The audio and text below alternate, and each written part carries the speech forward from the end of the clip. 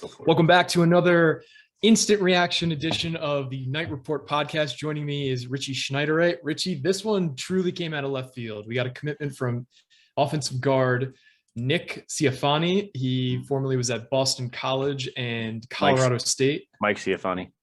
Mike Ciaffoni. Jesus, Wrong one. I'm literally reading somebody's name named Nick right now. Yeah. So yeah, just how did this come together? This was so out of left field. It's kind of interesting. So I reached out to someone trying to figure out like details on when Ciaffoni actually entered the portal. I know we just talked about it, but it doesn't seem like we have a set date for whenever that happened. But clearly he entered, I'm assuming after Adazio probably got canned over there in Colorado State. But it makes sense, I guess, at the end of the day. 3 years of eligibility. You need help on the line, especially on the interior. It's pretty clear that he might just be a depth guy, but at the end of the day, the depth that's currently at Rutgers isn't really depth. I would consider it. It's more like just extra baggage. I'm putting it nicely. He's an intriguing one though, just because the Rutgers connection for starters. I did a little research. His dad played in 1990, 1991, 92. Played with some like really great Rutgers players. You're looking at Ray Lucas, Derek McCord, Chris Brantley, Guarantano, Chris Stoll, Battaglia, Pernetti, et cetera. But not too shocking. I mean, I guess I figure when Rutgers offers a legacy kid like that, especially one that's all the way out in Colorado State, you kind of think he wants to come home, and then he gets to play for his dad's alma mater too. So it's going to be, I don't know if he'll start right away. I don't see him surpassing a guy like Reggie Sutton. It sounds like O'Neal's probably getting pushed to guard with DiRenzo, or one of those two is going to start on the left side, whether it be tackling for DiRenzo, guard for O'Neal, vice versa. So I really don't see him starting. I think this is more of a developmental guy. He just turned into an offensive lineman mid-season last year for Colorado State. And I think if I'm reading this correctly, he did win their Offensive Lineman of the Year award. I forget what the Rutgers one is. But the off-season awards that each program has. So again, it's an interesting addition. There's a couple unique connections. I know we're kind of touching on everything right now, but the Louis Adazio one. So Steve Adazio's son, Louis, was the offensive line coach over at Colorado State. I don't know if he was he? No, I don't think he actually coached at Boston College with him, but so Louis Adazio was a GA at Ohio State when Schiano was at Ohio State. So it's another connection there. I'm sure Schiano probably talked to him and was like, hey, what do you think of this kid? Can he play at this level? Blah, blah, blah, et cetera, et cetera. But yeah, I mean, end of the day, it's an interesting kid. Yeah, so like you kind of touched on, he's the son of an alum. I followed the transfer portal very closely. This was not a kid we were following until just now. And a lot of times, from what I can gather, coaches and staffers will reach out to kids on the portal or on Twitter after they enter the portal, just get more contact information, get their number, email address, whatever there's, how they can connect on Zoom. These guys might have already had his contact info through his dad since he's an alum. We don't really know. It looks like he did enter the portal on December 14th. And we didn't start following after that. Mm-hmm. So I'm very curious as to how this came together now. It seems like he was he didn't even make an announcement on his Twitter that he was entering. So it sounds like this kid might be somebody who's not in it for the attention, wanted to keep it kind of quiet or on the down low. But this is a kid who his PFF grades honestly weren't great this year. He graded out at a 57.5, which was 446 out of 618 qualifying offensive guards. So I know that Rutgers isn't like super high on PFF grades, but it is a pretty rough relative indicator of how well you're performing. But if the whole offensive line's crappy, and I don't know the whole offensive line situation at Colorado State, I imagine it's not great since Adazio got fired and he was an offensive lineman or offensive line guy at Florida. So he knows it better than most. Mm-hmm. So this is a very wait and see kind of commit in my eyes, because who knows what he can do around better alignment and with better coaching. Yeah, I mean, I'm just going back through like former DMs and stuff like that. I actually talked to the kid quite a bit back in 2018, March 2018. He was actually a kid whose film I saw, and I was like, all right, shit, like you're actually pretty good. You played a little smaller school up in Massachusetts. I got to get you a rivals camp invite. Got to get you there. So we ended up getting him there. He didn't do too bad. He didn't do great. I was a little shocked. Rutgers did show some interest back then, as you could see based on my my Twitter posts with Marquise Watson, new D-line coach at Rutgers. He actually had a picture with Ciaffoni back then when Ciaffoni was still a defensive tackle. But yeah, like you said, it's kind of a wait and see. He's a legacy kid, so it kind of helps there. And then you get a little in Massachusetts too, which is an area that probably Rutgers should have pushed a little more in the past and tried to here and there. They landed guys like Zakudu who didn't work out. They've offered a ton of dudes up in the UMass New England area. It's going to be a little tougher with like Mora at UConn and now Don Brown at UMass. I think they're going to land a lot of kids up there. And then on top of it, there's a 2022 preferred walk-on offer out there for his older or younger brother, Nick Ciaffoni. So again, it's an interesting get. I don't know how good he's going to be, but Ulrich has proven time and time again he can develop some of these guys. So he's new to the offensive line. It's more teaching. It's just going to be a similar, I would assume, similar teaching aspect to what he's already doing with Rainey and Ireland Brown and stuff like that. So another converted defensive lineman, and I think we all know that Shiano loves him. Yeah, touching on Massachusetts, they have an abnormally strong class in 2023. If you look at it on Rivals, I think they have, and this is pretty shocking, they have like 7 4-star recruits out of Massachusetts this year. It's pretty wild. Yeah, I can't remember there ever being more than like 2. The more I think of it, it's more of these it's these prep schools. They're getting better and better each year. Trying to pull up the 2023 class now. I think I've seen a couple of them in person. Akunla Lola, I think it's pronounced actually. Mm-hmm. He's a phenomenal kid. I think his older brother is I forget his first name. He's another kid that just committed somewhere. Preston Zinter, I think he's a Michigan legacy. He's probably gonna end up there. Raplier, Rutgers is pursuing. Penn State's pursuing. I think he just landed a bunch of other offers too. Ohio State's right there. Wisconsin. Yeah, there's a lot of good kids up there. And it's not all just these prep schools, but majority of the time you'll see Massachusetts and Connecticut kids are probably the better ones. The highly ranked ones are from those prep schools. Most of the time you'll see, it's like Hun, like you'll see a kid from North Carolina and Florida, but at the end of the day, they're going to be ranked as Massachusetts kids because they're playing high school ball there. Yeah, and there is one kid on this. There is a 4-star who currently goes to school with Mike's brother. This guy, Ronan Hennepin. He goes to Buckingham, Brown, and Nichols. That's the same school that both Mike and his younger brother went to. Is this younger brother Nick? Is that where it got messed up?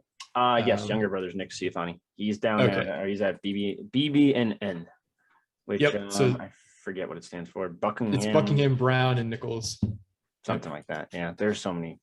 That's a long one. That's a little excessive there. Let's get rid of that one. Yeah, so you got to wonder if that kind of gives us any sort of in with this kid, given that we're going to have 2 guys on, or potentially could have 2 guys on the roster from his high school. Yeah, I'm actually looking at Nick's Twitter. If you look at it, there's a picture with Ray Rice and Nick and Mike all on Rutgers. Oh, really? All on Rutgers gear. I'm looking at it right now. Yeah, a little interesting, but if they can land Nick Ciaffoni, that's an intriguing one, because if you get his brother as a PWO, this is a kid that like Louis Adazio and Steve Adazio were confident enough to send an official offer to. Yeah, he was committed there too. Yeah, it's not like he's like a nobody in terms of 2022 kid, and that'd be a hell of a late get for a PWO. Is he currently uncommitted? I am not 100% sure. I haven't talked to him. Since, according to Rivals, he is. Yeah, I believe he is uncommitted, actually. I think once Adazio left, that was kind of it. But if you look at his recent tweets, he just retweeted Louis Adazio's addition, or Louis Adazio getting hired at Nevada as their all-line coach. I think that happened yesterday, technically. Yep. I wouldn't be shocked if they offered him. So it's going to be tough, but we'll see what happens there. Yeah, so guys, I wish we had a little bit more information, but this one did just kind of come out of nowhere. And so we're still trying to figure out what's going on fully, but we wanted to give you the instant reaction because this was another transfer portal commit. And I imagine that, we wanted to talk a little bit more about, so we have the scholarship chart on the site, and Richie, it seems like you had some information about like scholarships and how they might work that we might not have thought of before. Maybe have more room. Yeah, so no, most of the time looking at these, I know a lot of people bring it up on the boards too. We tend to think that when they get when a kid gets a walk-on gets a scholarship, he's automatically like a 4-year kid, like he's getting that scholarship at least 4 years. That's not necessarily true from what I was told today. So technically the walk-ons, as long as they don't add it their freshman year or when they first arrive on campus or I think it's just their first academic year technically, it's a yearly basis thing. So it's not like for example, a kid like Christian Dremel, who I think earned it his sophomore year or second year with the program, which might have been redshirt freshman, whatever you want to call it. He technically would be a kid that wouldn't be a 4-year scholarship kid. So he's on there currently because I wasn't 100% sure. I'm still working out the details on that one. So that one might not be there. So that might bring it down to 90, but you're still at 90, still got to cut weight. And now you just added a 20th almost. I think they're up near 20, over 20 offensive lineman scholarship guys right now. And that one's like a cold hard fact. Like these are all scholarship kids. Pierce was added to scholarship, I was told. That's probably a 4-year thing, I would assume. Because I think he got added year 1 when he first arrived. Yep. Back in 2020. But yeah, what 1, 2, 3, 4, 5, 6, 7, 8, 9, 10. There's 12 freshman eligibility scholarship guys. There's 5 more sophomores. I guess technically 6 now, if you count I can't even think of his name, Ciaffoni. Then another 5 juniors. Then there's 2 seniors now, and Palian and DiRenzo. And there's got to be weight cut somewhere. And I know you can probably pick and choose, but like it's going to be interesting to see. There's probably you still got to cut at least 5 scholarships before fall, and technically probably more because they're still pursuing a guy like Willie Tyler. But them taking Ciaffoni probably tells me Willie Tyler's still leaning towards SMU more, although he did tell us it was a 50-50 shot. We'll see what happens there. He's going to decide. Originally, he was supposed to decide yesterday, but now he's very indifferent. And he's really like having a tough time here in terms of staying in Texas area where he played ball already, or going to play at Rutgers and you get to play back maybe in your hometown. I don't know if Rutgers plays at Wisconsin actually, but home state, whatever you want to call it. Yeah, I'm not sure. I know they do like those cycles where like you play those teams like every. So that's the other thing. That's a little tidbit I'm going to drop on the board in a bit too. If you follow me on Twitter, you probably saw me retweet the Penn State change their entire schedule for 2022. That's going to be announced Wednesday. The Big Ten is redoing everyone's schedule. For example, Penn State switched their bye week, switched the Big Ten opponent, and switched their rivalry game to the last game of the season. So Rutgers will not be playing Penn State at the last game of the season. That's good. Interesting. It's a plus. Because I think Rutgers should get back into this rivalry week thing and try to get like either make it Maryland at the end of the year. Yeah.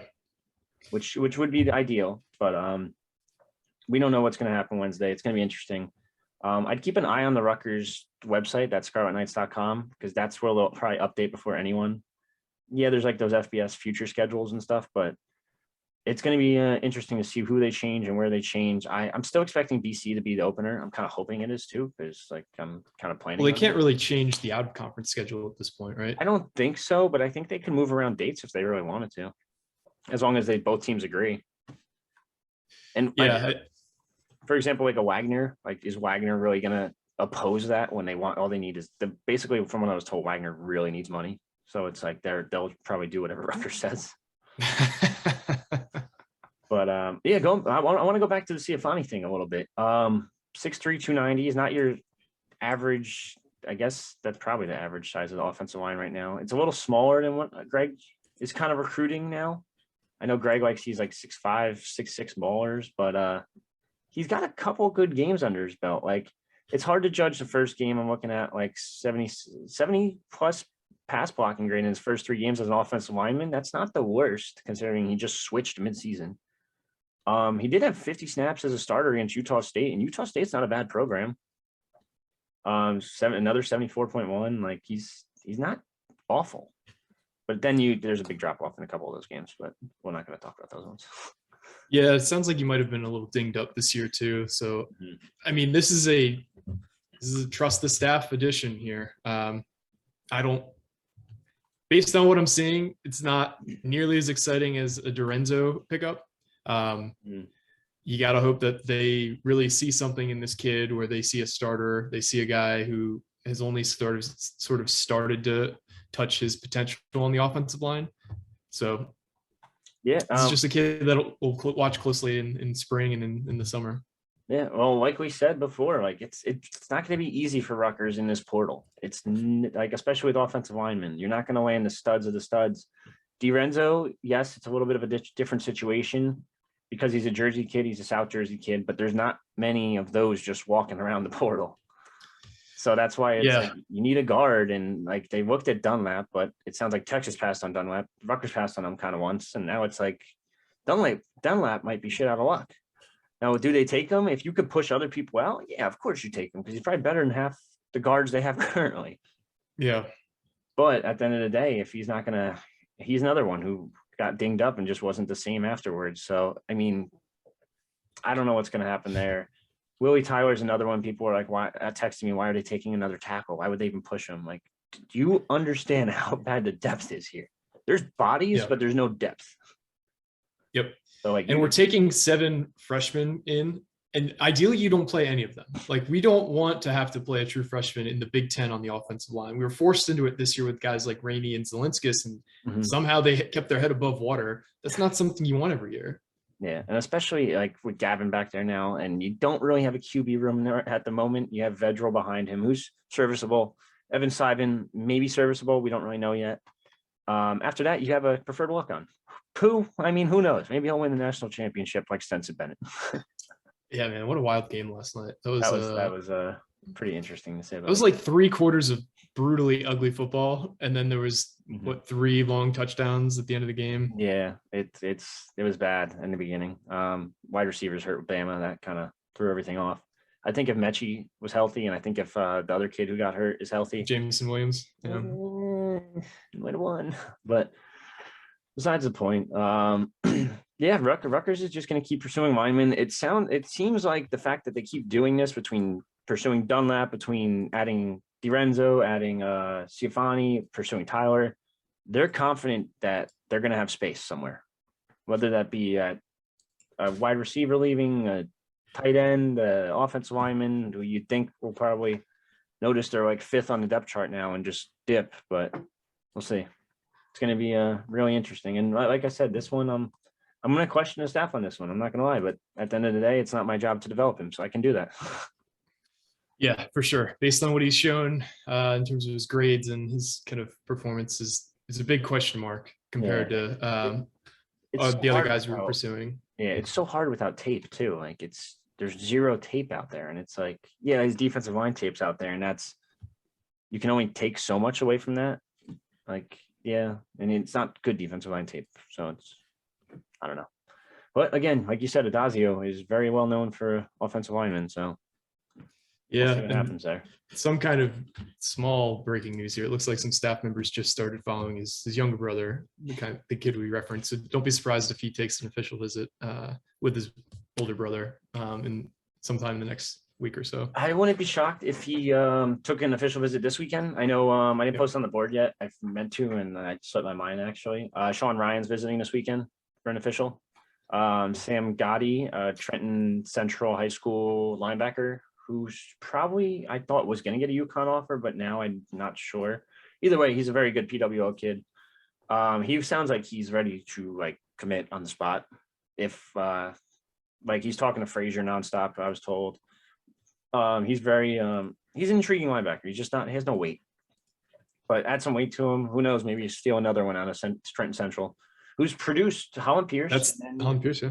It's not just him though. Jair Brown, the starting safety over at Penn State, who went to JUCO at Trenton Central, and was I think he was all PFF like 2nd team, 3rd team or something, or all PFF Big Ten 1st team, 2nd team, whatever it was.